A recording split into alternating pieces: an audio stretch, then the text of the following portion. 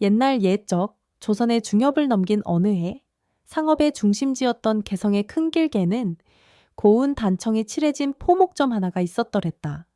상호는 춘화상점이라 했는데 명망 있는 양반가에서 떨어져 나온 중인 출신 정씨 집안에서 운영하던 곳이었다. 이 집에 마님으로 들어온 여인이 있었으니 이름하여 월향이라 하였다. 월향은 젊은 시절 양천의 의관 집안 출신이었으나 부친이 영모에 연루되어 집안이 하루아침에 풍비박산나고 말았다. 양반의 딸이던 그녀는 생계를 잇기 위하여 개성으로 내려와 상단집 정만의 첩으로 들어갔고 마침 그 집의 안주인이 병으로 세상을 뜨자 몇 해 지나지 않아 본처가 되었다. 그녀의 모습은 흔히 말하는 절세미인은 아니었으나 눈동자는 사람의 속내를 꿰뚫는 듯한 온화한 힘이 있었고 말 한마디, 손짓 하나에 진심이 서려 있어 누구든 곁에만 있어도 마음이 놓이는 이였더랬다. 허나 세상은 고운 심성만으로 평탄하지 않은 법. 그녀의 남편인 정만은 장사수와는 좋았으되 속이 좁고 의심이 많았으며 무엇보다도 여색을 탐하는 기질이 다분하였다.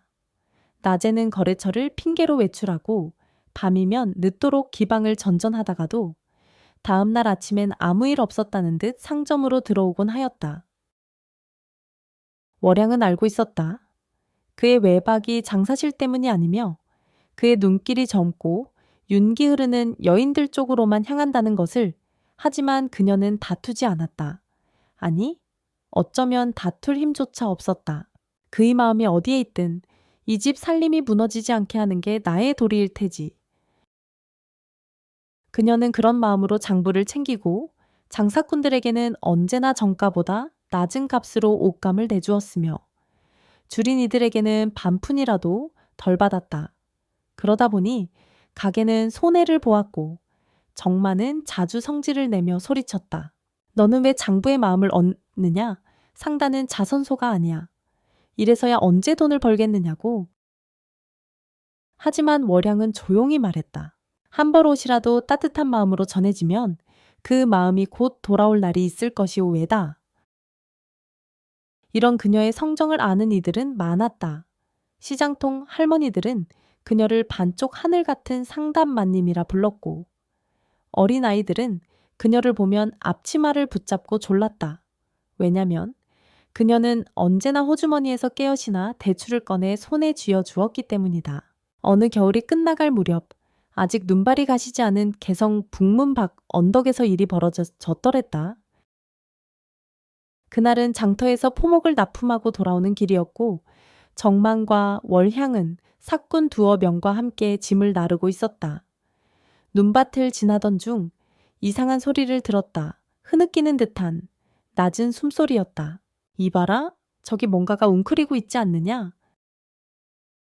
월향이 짐을 내려두고 다가가자 눈더미 한가운데 발이 덫에 걸린 어린 사슴 한 마리가 있었다. 발등에 피가 배어 있었고 움직일수록 상처는 깊어지는 듯하였다. 사슴이로구나. 불쌍한 것. 월향이 손을 뻗자 사슴은 겁먹은 눈으로 그녀를 바라보며 몸을 움찔했다. 그러나 그녀의 손길은 따뜻하고 조심스러웠다. 그녀는 겉옷에 소매를 찢어 상처난 다리를 감싸고 덫을 조심스레 풀었다. 사슴은 비틀거리며 일어나려 했으나 힘이 없었다. 그때 정만이 다가왔다. 이놈의 짐승 사냥꾼에게 넘기면 짭짤한 돈이 될 것이야. 그는 손을 뻗어 사슴의 뿔을 잡으려 했다. 그러나 월향이 앞을 가로막았다. 그럴 수는 없어요. 이 아이 아직 어리잖소. 놔주면 뭐 숲으로 돌아갈 것이 외다. 정만은 언짢은 얼굴로 그녀를 노려보다가 코웃음을 쳤다. 하여간 물정 모르는 영 같으니라고. 월향은 아랑곳하지 않았다. 그녀는 사슴을 등에 업고 눈길을 따라 조용히 숲 가장자리로 향했다. 한참을 걷고 나무잎이 푸석푸석 깔린 곳에 조심스레 내려놓았다. 살아. 부디 살아서. 너처럼 다친 것들이 다시 일어설 수 있다는 걸 보여주렴. 사슴은 그녀의 손을 핥더니 천천히 몸을 일으켜 숲속으로 사라졌다. 그 순간 바람이 불었다. 눈송이가 춤추듯 흩날리며 그녀의 댕기 끝을 휘감았다. 그날 밤 월양은 이상한 꿈을 꾸었다. 꿈속에서 달빛이 내린 숲 한가운데 한 사내가 서 있었다. 흰옷을 입은 그는 뿔도 짐승도 아니었으나 눈빛이 낮에 만난 사슴과 너무도 닮아 있었다. 고맙소. 살려줘서. 그는 그렇게 말하며 고개를 숙였다. 뒤이어 산등성이 위에서 누군가가 낮은 음성으로 말했다. 허나 잊지 마라. 사람의 모습으로 내려가면 되돌아올 수는 없다. 그리고 꿈은 끝이 났다. 아침이 되어 눈을 떴을 때 월양의 가슴은 알 수 없는 설렘과 불안으로 가득했다. 그날 이후 개성장시에는 이상한 선비가 나타났다는 소문이 돌기 시작했다. 얼굴이 뽀얗고 눈빛이 깊으며 사람을 쳐다보는 눈이 어쩐지 짐승같이도 보인다는 이야기였다. 그리고 그 선비는 어느 날 조용히 춘화 상점의 문을 열고 들어섰다. 여기 이 집 마님이 월향이요. 그 선비가 상점의 문을 열고 들어섰을 때 가게 안은 전고의 하얀 환히 밝아 있었다. 월향은 장부를 정리하던 중이었다. 선비는 말없이 가게를 둘러보았고 그녀와 눈이 마주쳤다. 그 순간 마치 오래된 기억 속에서 막 꺼낸 듯한 낯익은 기운이 월향의 가슴 깊은 곳을 툭 치고 지나갔다. 그의 눈빛은 그날 언덕 위 눈밭에서 살려주었던 어린 사슴과 너무나도 닮아 있었던 것이다. 여기 옷감을 좀 보고 싶소. 목소리는 낮고 차분했으며 발음은 어딘지 모르게 느릿했다. 마치 오랜 숲의 바람처럼 서두르지 않고 조용히 스며드는 결이었다.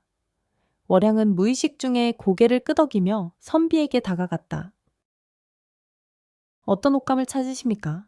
봄빛 같은 연청색 그리고 바람결 닮은 회색 무명은 있겠소. 그의 요구는 평범하지 않았다.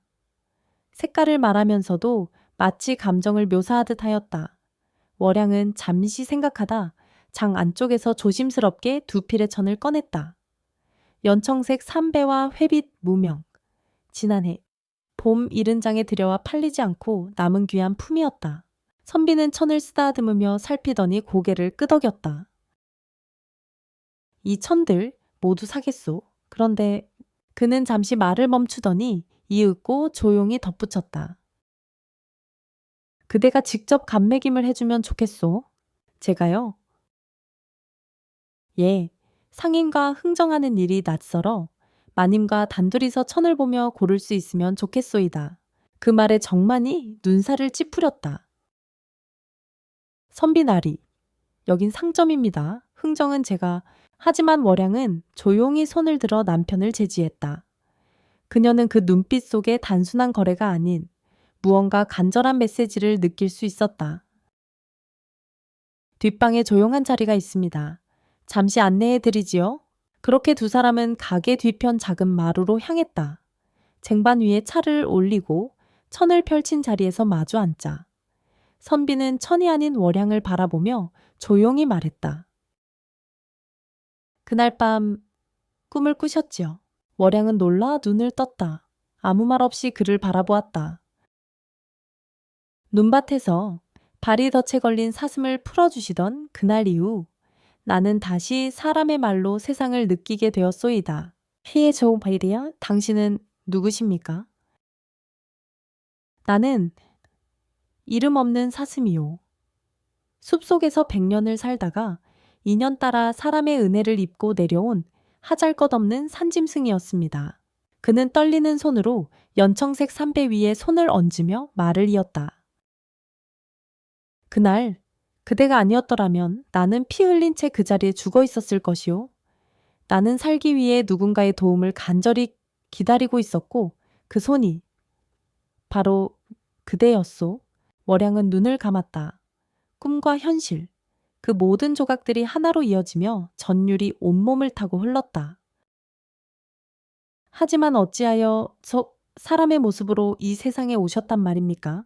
신령께 기도했소. 제 목숨의 절반을 내어줄 테니 단 하루만이라도 그 사람 곁에서 사람의 말로 고마움을 전하게 해달라고. 절반의 목숨을? 허나 신령은 경고했소. 인두겁을 쓰고 사람들의 세계에 섞이면 다시 숲으로 돌아갈 수 없을지도 모른다 하였지요. 그래도 그대의 온기를 다시 느끼고 싶었소. 그는 고개를 숙였다. 눈동자엔 빛이 서려 있었고 손끝은 천 위에서 미동도 없이 멈추어 있었다. 월양은 말없이 그를 바라보았다. 머리카락 사이로 떨어지는 봄 햇살, 흔들리는 찻잔의 그림자, 그리고 연청색 천위로 닿은 두 개의 손끝 모든 것이 시간이 멈춘 듯 고요했다. 그렇다면 당신은 이제 다시 짐승이 되지 못할 수도 있소. 혹은 이 세상에서 사라질 수도 있겠지요. 그는 담담히 말했다. 그것은 체념도 원망도 아니었다. 오직 선택한 자의 고요한 자긍심만이 깃든 목소리였다. 잠시 후 그는 품속에서 종이 한 장을 꺼냈다. 사인 없는 편지였다. 이 편지를 정만 나리에게 전해주시겠소. 오늘 밤까지 금 300냥을 가져오면 귀한 무명을 배로 드린다고 적었소. 내 이름은 적지 않았지만 그는 달려올 것이요. 그는 속임수에 능한 이가 아닙니다. 어쩌면 믿지 않더라도 욕심이 먼저 달릴 것이요. 나는 그 욕심의 끝에서 사라질 것이요. 월양은 말없이 고개를 끄덕였다. 그날 오후 선비는 천을 모두 들고 사라졌고 밤이 되기 전 정만은 편지를 품고 허겁지겁 장터로 향했다. 한편 월양은 방 안에 홀로 앉아 기이한 감정에 휩싸였다. 짐승이 사람의 모습을 빌려 고마움을 전하러 왔다. 그 말이 머릿속에서 떠나지 않았다. 밤이 깊어갈수록 마음은 더 무거워졌고 결국 그녀는 다시 언덕 너머 그 숲으로 걸음을 옮겼다. 달빛이 나뭇가지 사이로 내려오고 어슴푸레한 안개가 길을 덮었다. 그녀는 그 자리에 조용히 무릎을 꿇고 기도했다. 신령님, 그가 다시 짐승이 되든 사람이 되든 살아만 있도록 해주십시오. 이 은혜는 제가 갚겠나이다. 그때였다. 멀지 않은 곳에서 나뭇가지 흔들리는 소리가 들려왔고 짧은 숨소리 하나가 스쳐갔다. 월양이 고개를 돌리자 은빛빛 털을 가진 사슴 한 마리가 숲 가장자리에서 그녀를 지켜보고 있었다. 두 눈이 마주쳤다. 사람의 말은 없었지만 그 눈빛엔 수천 마디의 말보다 더 깊은 감정이 담겨 있었다. 사슴은 조용히 몸을 돌려 숲 속으로 사라졌고 월양은 흐르는 눈물을 닦으며 조용히 일어섰다. 다음 날 아침 개성장씨는 여전히 바쁘게 돌아가고 있었으나 월양애의 마음은 전과 같지 않았다. 그녀는 이제 알았다. 세상에는 말로 다하지 못할 인연이 존재한다는 것을, 그리고 그 인연이 때론 생과 죽음의 경계를 넘어온다는 것도. 그날 밤 월양은 다시금 깊은 꿈에 빠졌다. 잠들기 전 그녀의 머리맡엔 옅은 향이 감돌았다. 매화인지 난초인지 분간할 수 없는 그 은은한 향기는 창호지 틈으로 새우며든 달빛처럼 조용히 켕 그녀의 마음속으로 들어왔다. 꿈속에서 그녀는 바람 한 점 없는 숲 한가운데에 서 있었다. 사방은 고요했고 오직 발밑의 나무신만이 바스라기는 소리를 냈다. 잠시 후 멀리서 걸어오는 발소리가 들렸다.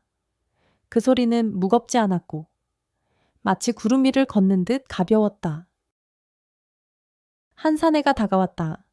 그는 선비의 옷차림을 하고 있었으나 눈빛은 짐승의 맑은 순수함을 간직하고 있었다. 월양은 한눈에 알아보았다. 이도현. 사내는 고개를 끄덕이며 다가왔고 그녀 앞에 무릎을 꿇었다. 내가 이제 더는 돌아갈 수 없을 듯하오. 그대의 손길을 받았기에 나는 내 삶을 다르게 써야 할 줄 알았소. 돌아갈 수 없다니? 그게 무슨 말이오? 그의 뒤로 빛을 머금은 노송 한 그루가 모습을 드러냈다. 그 나무 아래에는 한 도인이 앉아 있었다. 눈빛은 깊었고 수염은 은빛이었다. 옷은 누더기 같았으나 기운은 산천을 다 품고 있는 듯 töwer했다. 너희의 인연이 이리 깊은 줄은 몰랐노라. 노인의 음성은 바람 같았다. 말소리보다도 먼저 나무잎이 흔들리고 공기가 떨렸다. 월양이 노인을 향해 조심스럽게 예를 올리자 노인은 고개를 끄덕였다. 이 짐승, 100년을 숲에서 살아온 혼이었다. 사슴으로 태어나 인간과 말을 나누지 못하는 운명이었지.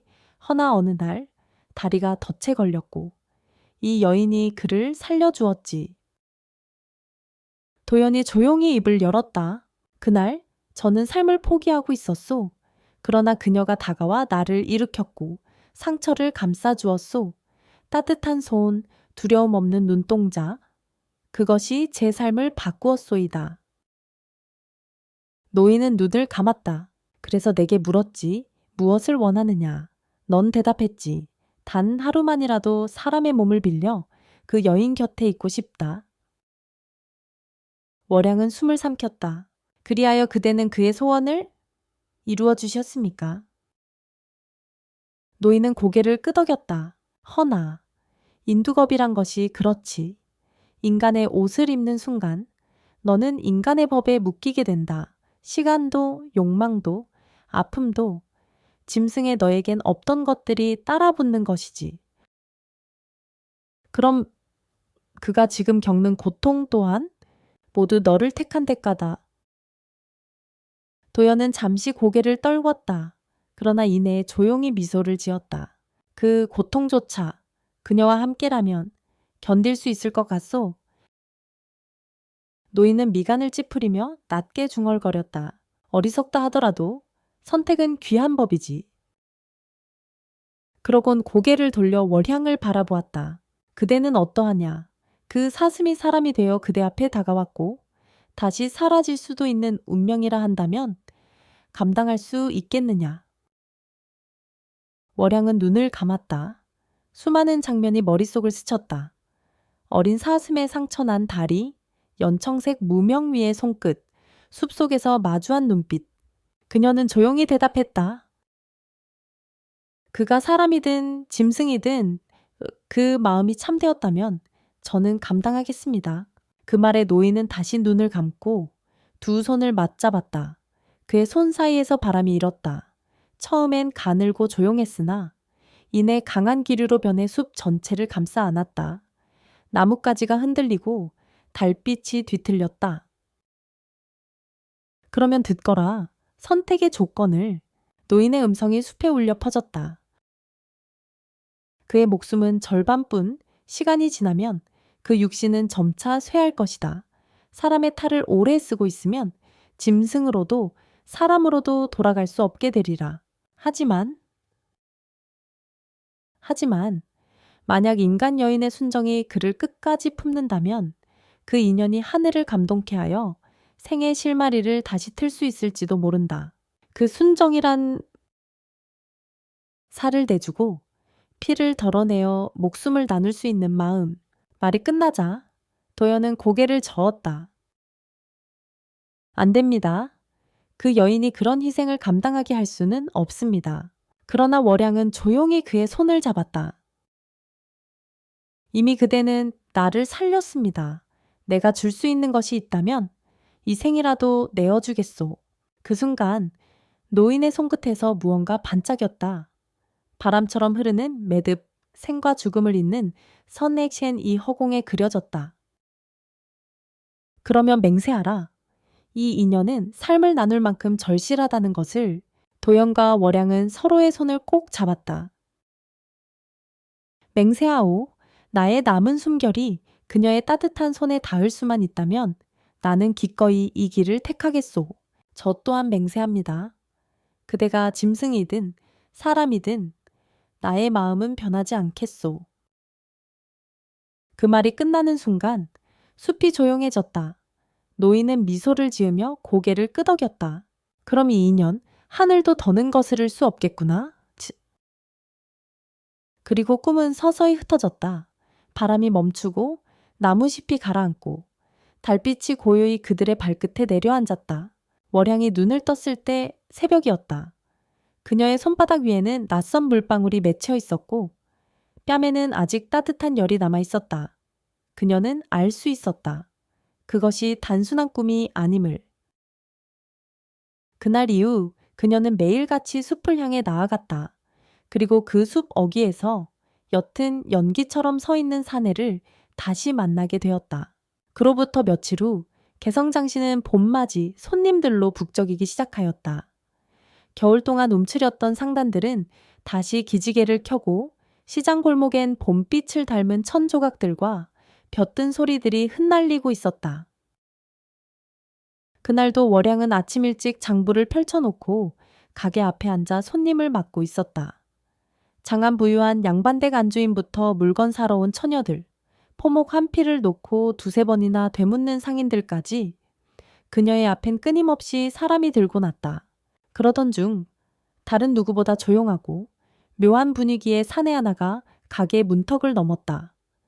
그는 도포에 갓을 썼으나 그 수려한 용모보다 더 눈길을 끈 것은 눈빛이었다. 그 눈은 어딘가 슬프면서도 단단했다. 바람을 마주한 사슴처럼 맑고 누군가를 오래 기다린 사람처럼 간절하였다. 여기 주인마님께 드릴 말씀이 있어 들렀습니다. 그가 입을 열자 가게 안은 조용해졌다. 월양은 고개를 들어 그를 바라보았다.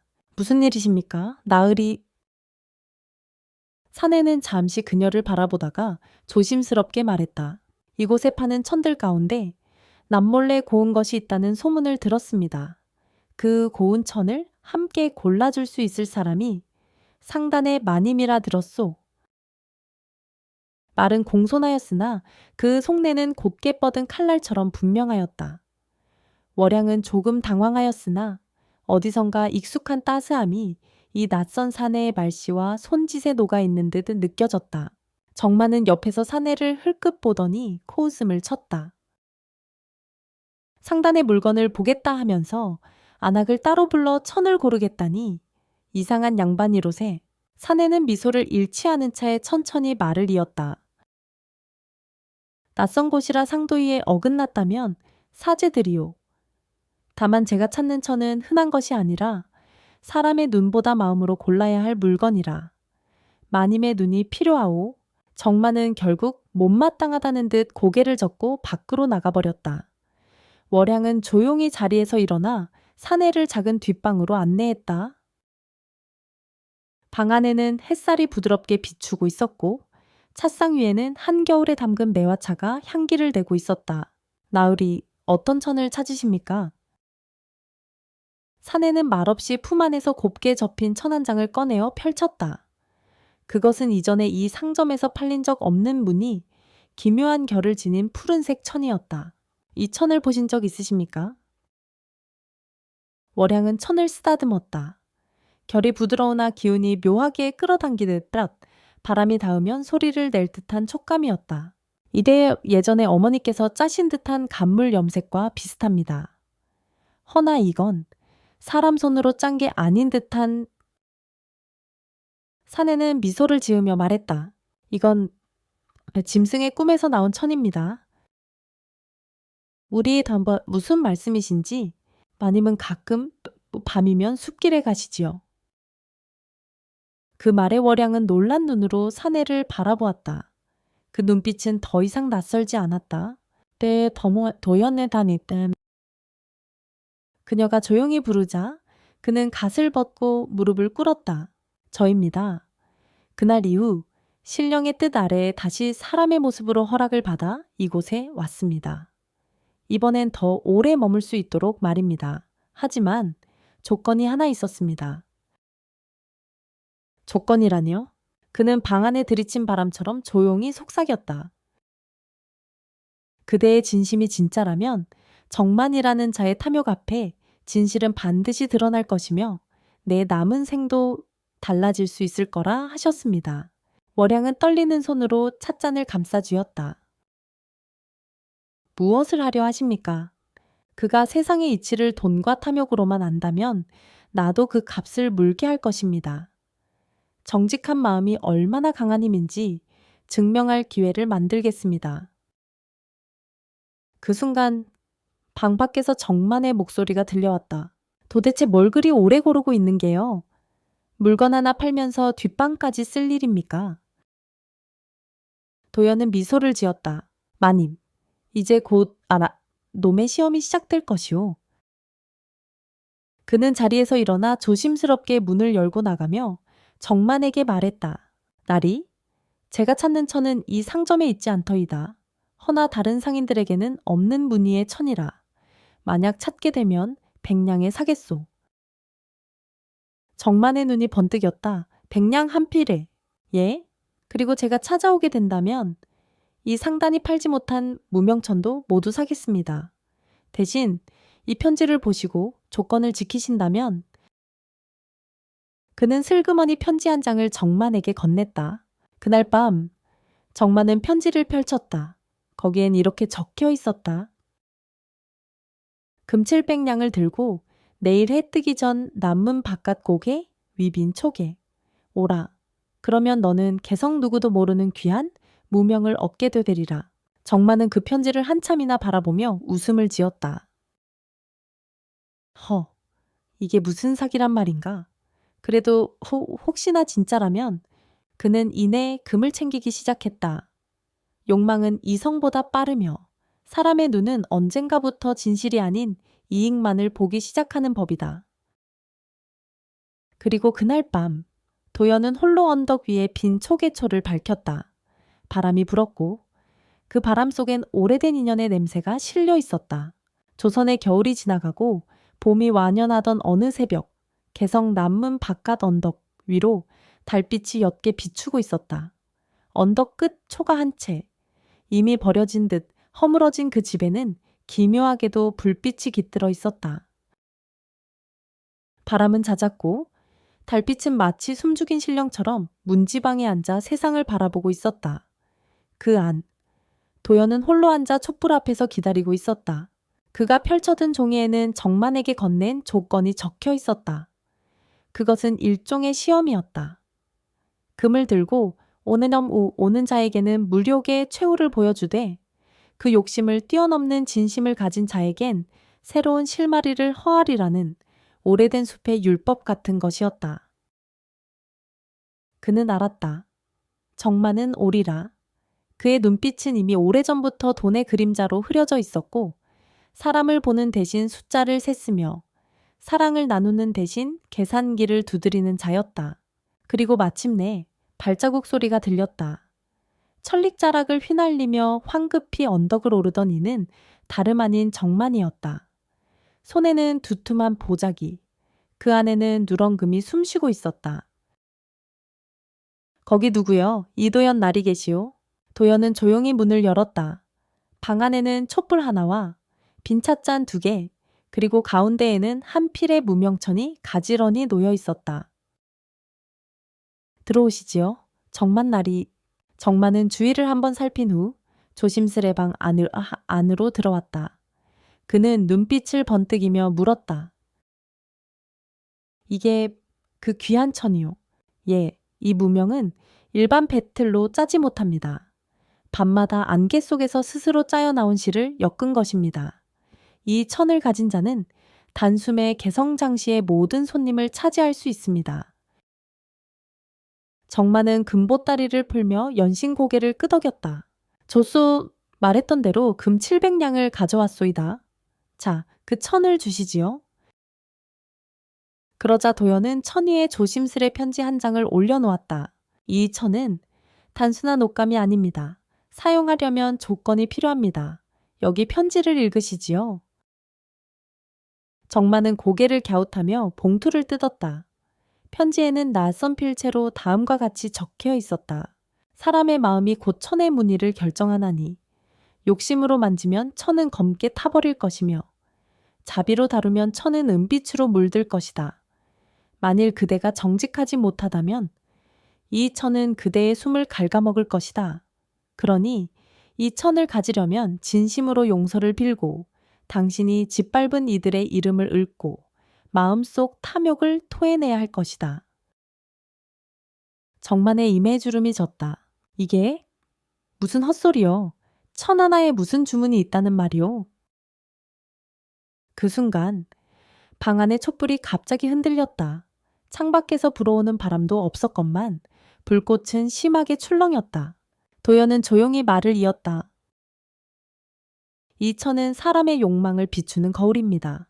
그대가 이 천을 갖기 위해 무엇을 포기할 수 있는지, 무엇을 감추려 하는지를 다 들여다봅니다. 정마는 황급히 천을 집어들었다. 그러나 그 순간 천은 그의 손에서 검게 타들기기 시작했다.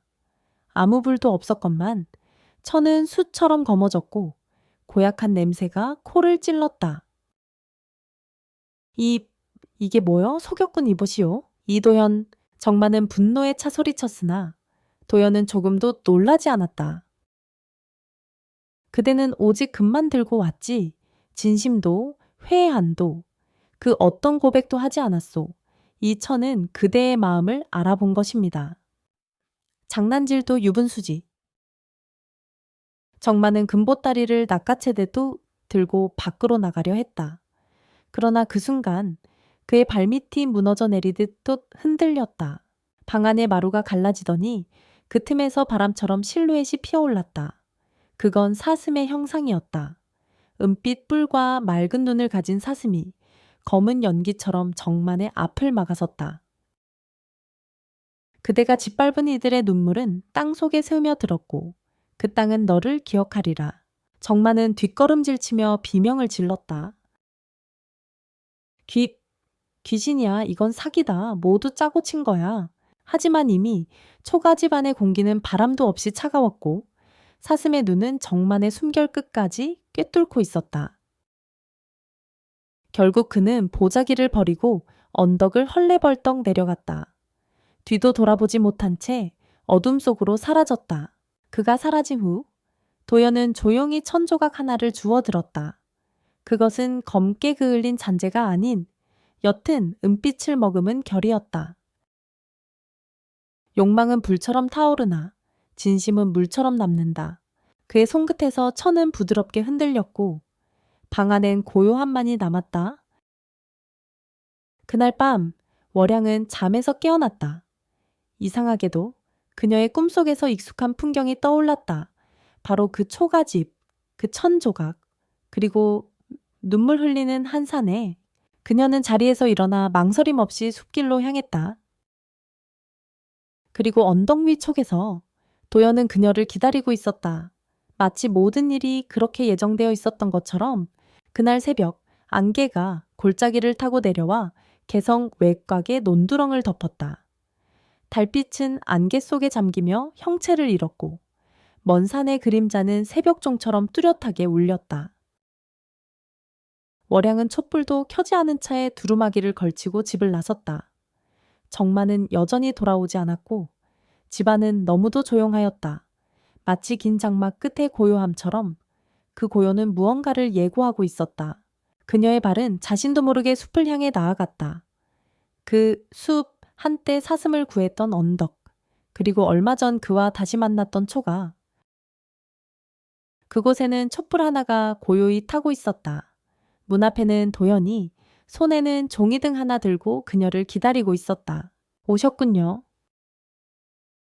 왜? 여기서 날 기다리셨습니까? 그의 대답은 길지 않았다. 오늘 밤이 지나면 난 더는 이곳에 머물 수 없게 됩니다. 그게 무슨 뜻이오? 도연은 문을 열고 그녀를 방 안으로 안내했다. 초가 안은 텅 비었으나 그 빈 공간 속엔 따뜻한 기운이 감돌고 있었다. 그 기운은 이상하게도 오래전 그녀의 어머니가 차를 드던 부엌의 불기운처럼 편안하고 익숙했다. 그는 조용히 입을 열었다. 이제 신령과의 약속이 끝났습니다. 저는 인간의 몸을 빌려 이곳에 있었지만 시간이 다 되어가고 있소. 이대로라면 나는 먼지처럼 사라지고 말 것이오. 월양은 놀라 눈을 크게 떴다. 왜 말하지 않으셨습니까? 내가 어떻게든 그대가 짊어질 일이 아니었소. 그 말에 그녀는 이를 악물고 조용히 말했다. 그렇다면 지금이라도 늦지 않았소. 나에게 방법을 알려주시오. 도연은 그녀를 조용히 바라보다가 품속에서 낡은 천조각 하나를 꺼냈다. 이 천은 신령께서 내린 마지막 기회입니다. 그 천은 한눈에도 이상한 무늬를 지니고 있었다. 붉은 선 하나가 가로질러 있었고 그 선 위엔 가느다란 바늘 하나가 꽂혀 있었다. 천은 숨을 쉬 들썩였고 바늘은 마치 심장을 꿰뚫는 듯 날카로웠다. 이 천을 품고 그대가 나와 맹세를 나누면 나의 남은 호는 인간계에 머무를 수 있게 되어 하지만 대가가 따르오. 무슨 대가입니까? 그대의 시간, 그대의 기억, 그대의 심장의 일부를 나에게 넘겨야 합니다. 월양은 한참을 말없이 천을 바라보았다. 바늘은 미동도 없이 그녀의 가슴을 향해 곧게 뻗어 있었다. 허나 그녀의 눈에는 두려움이 없었다. 그대는 나를 살렸소. 이제 나도 그대를 살리리다. 그녀는 조용히 천을 들고 자신의 손가락을 바늘에 찔렀다. 피 한 방울이 천에 떨어지자 붉은 선이 금빛으로 번졌다. 이 피는 나의 마음이요, 내 기억이요, 내 삶이요. 이걸로 나는 그대를 인간으로 다시 묻겠소. 도연은 눈을 감았다. 그리고 이내의 무릎을 꿇고 그녀의 손등 위에 입을 맞췄다. 이 생에 다시 눈을 떠도 그대의 곁에서 짐승으로도 사람으로도 머물고 싶소이다. 그 순간 바람이 창을 두드렸다. 초가의 벽이 떨렸고 천장 비기와 조각이 뚝 하고 떨어졌다. 그러자 그 천 그 낡고 이상한 무늬의 천이 스스로 피어오르더니 방 안을 감쌌다. 마치 나비처럼 연기처럼 생의 윤회를 머금은 이불처럼. 그리고 두 사람은 그 안에 조용히 마주 앉았다. 눈을 감은 도연, 그리고 그의 손을 꼭 잡은 월향. 그 순간 방 안의 기운은 흔들렸고 한 줌의 빛이 바닥에 내려앉았다. 그 빛이 사라졌을 때 천은 조용히 바닥에 내려앉았고 바늘은 더 이상 존재하지 않았다. 대신 도연의 숨결은 더 깊어졌고 그의 눈동자는 완연한 인간의 그것으로 바뀌어 있었다. 당신은 이젠 그래, 더 이상 나는 꿈속의 짐승이 아니오. 나는 당신의 곁에 남을 수 있게 되었소. 월양은 말없이 그를 껴안았다. 눈물이 흘렀다. 그것은 억겁의 기다림이 끝난 눈물이자 한 생의 시작을 알리는 맑은 새벽이기도 하였다. 밖에선 새가 울었고 숲은 안개를 거두며 봄의 얼굴을 드러냈다. 그리하여 그 밤의 맹세는 사람과 짐승, 욕망과 희생, 시간과 진심이 뒤섞인 한편의 인연으로 완성되었다. 그리고 다음날 아침 개성장시엔 이상한 소문 하나가 떠돌았다.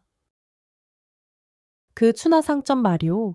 너 마님이 새벽마다 어디론가 다니더니 요새는 그 낯선 선비랑 자주 웃으며 말도 섞는다더군요. 허나 그 선비 어디서 왔는지 이름도 고향도 모른다지 뭐요. 개성장시에는 늘 사람과 소문이 함께 모인다. 그 중에서도 요즘 가장 많은 입에 오르내리는 이는 다름 아닌 정만날이었다. 한때는 장터 상인들의 우두머리요. 장시세를 좌우한다는 말까지 들었건만 최근엔 그가 내놓는 물건마다 수상한 점이 많았다. 엊그제 무명천을 샀는데 물에 담그자마자 색이 다 빠졌소이다.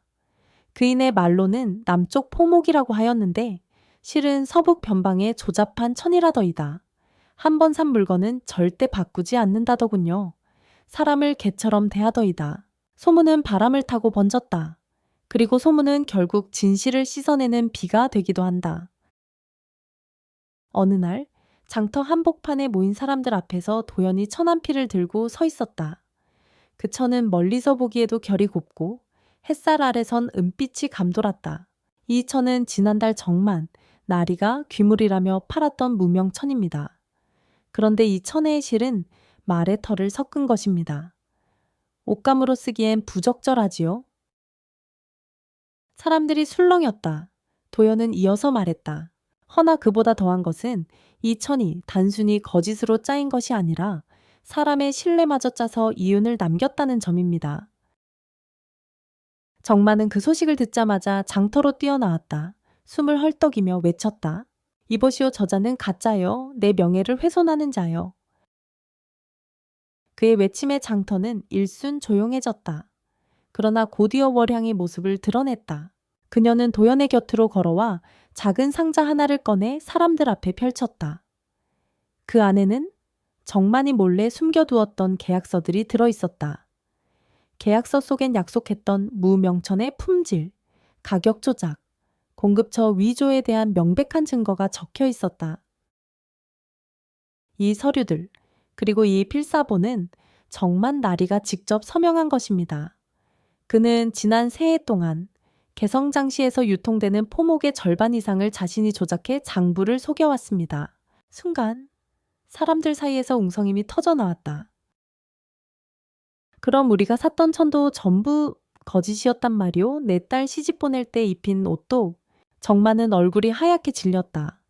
그는 무언가를 변명하려 했으나 입에서 나오는 것은 더 이상 말이 아니었다. 혀가 꼬이고 손이 떨렸다. 도연은 조용히 걸어가 그의 앞에 섰다. 정만 나리, 당신은 사람들의 신뢰를 돈으로 바꾸었소. 그 대가가 어떤 것인지 이제부터는 스스로 겪어야 하오. 그 순간 멀리서 한 무리의 관아 관리들이 나타났다. 그들은 도연이 준비한 고발문과 증거를 토대로 정만을 체포했다. 포목 사기죄, 유통문서 조작죄로 관해에 연행한다. 사람들 사이에서 박수가 터졌다. 누군가는 눈물을 흘렸고 또 누군가는 고개를 끄덕이며 중얼거렸다. 참으로 인과응보다. 며칠 뒤 정만은 관노로 신분이 강등되어 북방 수직소로 유배되었다.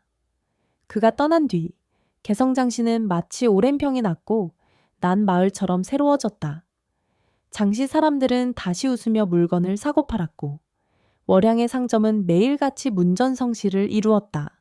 도연은 여전히 낮에는 장터를 둘러보고 밤이면 월양과 함께 찻잔을 나누었다. 그들은 서로의 말보다 눈빛으로 더 많은 것을 주고받았다.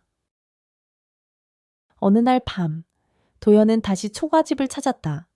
거기엔 한 장의 편지가 남겨져 있었다. 이제 나는 더 이상 짐승이 아니오. 그러나 내 안의 본성은 여전히 들판을 달리고 바람을 두려워하며 살고 있소. 당신은 그런 나를 사랑할 수 있겠소? 그 편지를 읽은 월향은 조용히 미소 지었다. 짐승이든 사람이든 그 마음이 나를 향한다면 나는 기꺼이 당신의 곁에 머무르리다. 그날 밤 촉에는 등불이 꺼지지 않았다.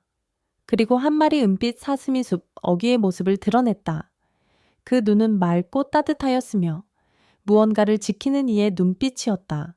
세월이 흐른 뒤 개성장시의 오래된 찻집벽에는 이런 문구가 남겨져 있었다. 사람의 눈은 물건을 보지만 마음의 눈은 진심을 본다. 진심은 결코 타지 않으며 시간이 지나도 향기를 잃지 않는다. 그리고 그 밑엔 작은 글씨로 이렇게 덧붙여져 있었다. 향월, 그 여인의 이름이 바람처럼 남아 있었다. 어느 봄밤 개성장시가 모두 잠든 시각, 달빛은 희미하게 뒷산 숲길을 적시고 있었고 초가집 뒤편 바람길에는 다시금 정적이 감돌았다. 그 고요한 시간 속 도연은 홀로 걸음을 옮기고 있었다. 손엔 오래된 호리병 하나, 품 안엔 곱게 접힌 천 조각이 들려 있었다. 그 천은 그가 월양에게 진심을 전하며 맹세했던 바로 그 천이었다. 그러나 그날 이후 천은 이상하게도 점점 더 차가운 기운을 뿜어내고 있었다. 마치 아직 끝나지 않은 무언가가 남아있다는 듯 한밤중에도 자신을 부르고 있었다. 그는 폐사차를 향해 걸어갔다. 상이슬 아래 이미 수십 년 전에 버려진 절이 하나 있었다. 월암사 유쇠의 얀씨라 불리던 그곳은 한때 도연이 사람 아닌 모습으로 머물던 장소였다. 그 절에 처음 발을 들였을 때 도연은 짐승이었다. 사람이 아닌 모습으로 숨어든 그 산 속에서 그는 숲의 신령에게 구원을 바랐다. 그 신령은 대답 대신 한 마리 사슴을 내려보냈다. 그 사슴 눈빛이 사람의 것 같고 은빛 털이 달빛을 품은 듯한 존재, 그가 바로 도연이었다. 그는 절 앞마루에 조용히 앉았다. 바람은 더 이상 스치지 않았고 하늘의 별들도 숨을 죽인 듯했다. 도연은 조용히 천을 펴고 그 위에 호리병을 내려놓았다. 오랜만입니다, 스승님. 그의 목소리는 허공을 향해 울렸다. 그 순간 사찰 안쪽의 법당 문이 삐걱하고 저절로 열렸다. 그 안에는 노승 하나가 앉아 있었다. 살아있는 자인지 망령인지 분간할 수 없는 이 노인은 눈을 감은 채 도연을 향해 입을 열었다. 이제야 돌아왔구나. 짐승이여, 인간의 망상에 발을 들인 죄를 기억하느냐. 예, 그 죄를 갚기 위해 다시 인간이 되기를 택했습니다. 노승은 조용히 고개를 끄덕였다. 그러나 너는 아직 진실을 모르고 있다. 그 천, 너의 피와 월향의 피가 섞인 그 천에는 또 다른 기억이 스며 있다. 도연은 천을 들어 올렸다. 그 순간 천에서 이상한 기운이 피어올랐다. 하나의 무늬가 흐릿하게 떠오르기 시작했다. 그것은 어린 소년과 피범벅이 된 여인의 실루엣이었다. 그것이 누구입니까? 도연의 눈빛이 흔들렸다. 노승은 깊은 숨을 쉬었다.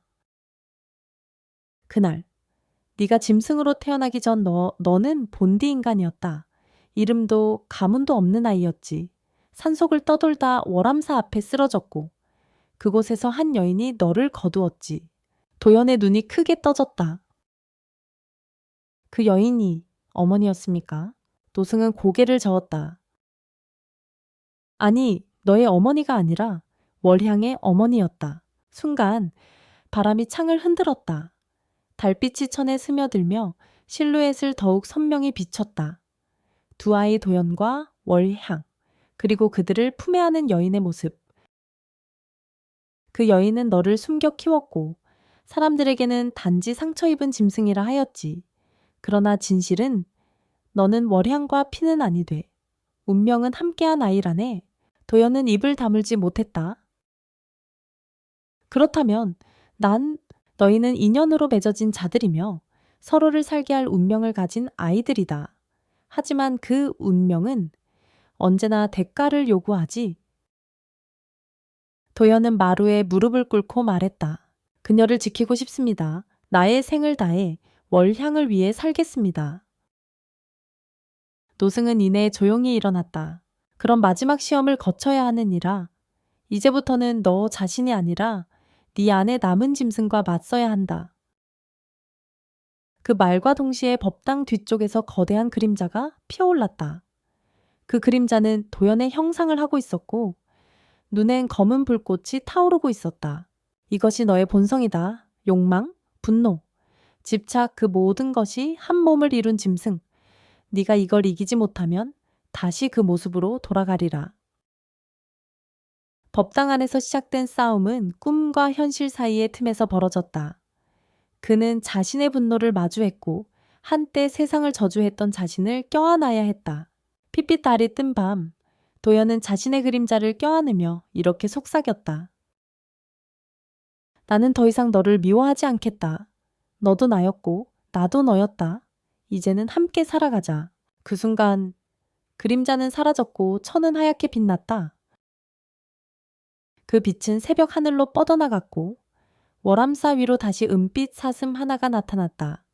그 눈은 다시 맑았고 그 등은 사람의 온기를 품고 있었다.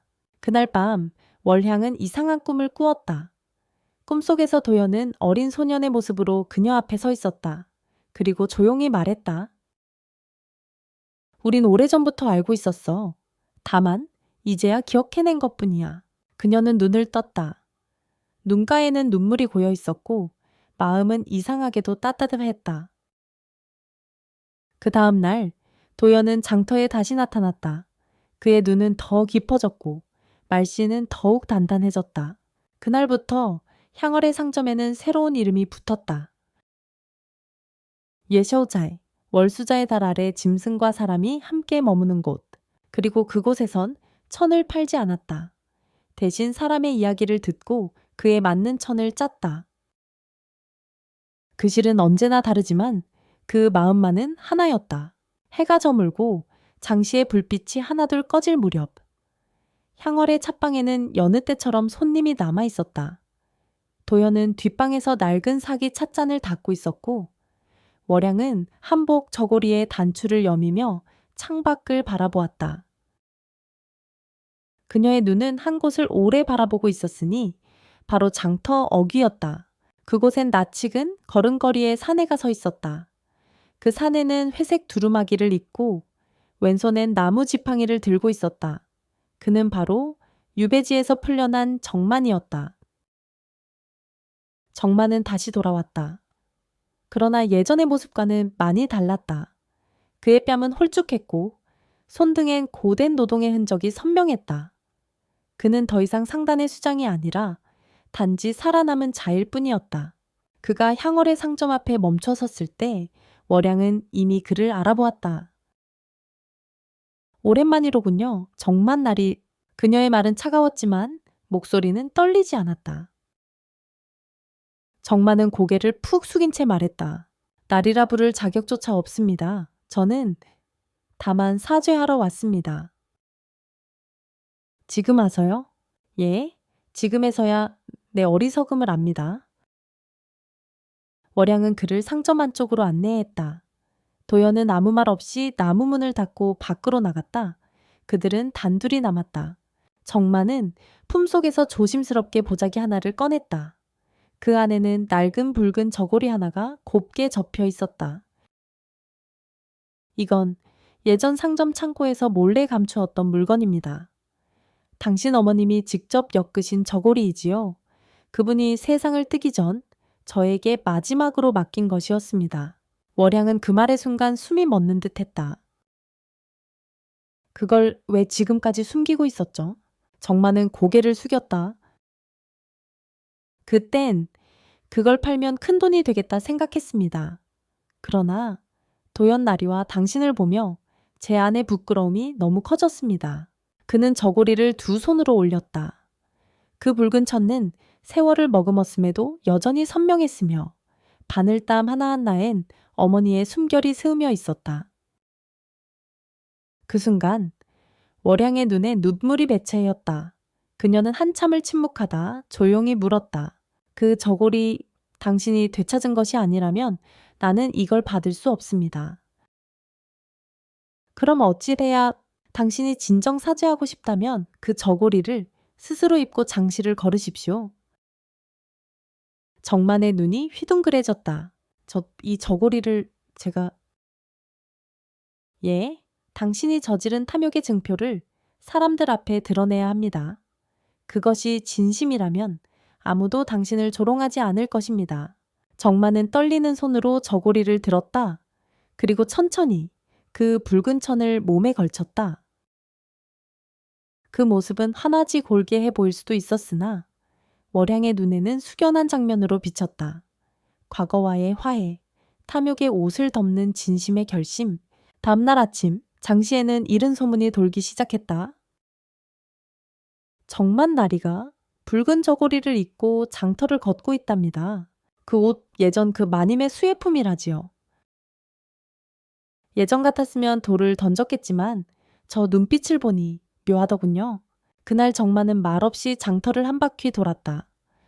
욕을 퍼붓는 이도 있었고 등을 돌리는 이도 있었으나 더 많은 이들이 그를 바라보며 고개를 끄덕였다. 그의 눈엔 눈물이 고여 있었고 저고리는 햇빛을 받아 더욱 붉게 빛났다. 상점으로 돌아온 월양은 조용히 저고리를 받아 정갈이 접었다. 그녀의 얼굴에는 더 이상 흔들림이 없었다. 이제 당신은 다시 시작할 수 있습니다. 하지만 이번에는 누군가의 물건을 훔치지 말고 당신의 손으로 짜십시오. 정만은 무릎을 꿇고 머리를 숙였다. 감사합니다. 진심으로. 그날 밤 도연과 월향은 초가 마루에 나란히 앉아 있었다. 별빛이 잔잔히 머리 위를 스쳤고 바람은 먼 곳에 연못 소리를 실어왔다. 당신의 용서는 나보다 더 단단하군요.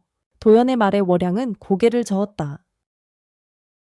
용서가 아니라 놓아주는 것입니다. 그 사람도 나도 너무 오래 묶여 있었습니다. 그녀의 손등 위에 도연이 조용히 손을 얹었다. 그 온기는 말보다 깊었다. 그날 새벽 월양은 붉은 저고리를 다시 꺼내 어머니가 남긴 나무틀에 곱게 걸었다. 그 옷은 바람에 살랑이며 마치 생명을 지닌 듯했다. 그리고 그녀는 조용히 중얼거렸다.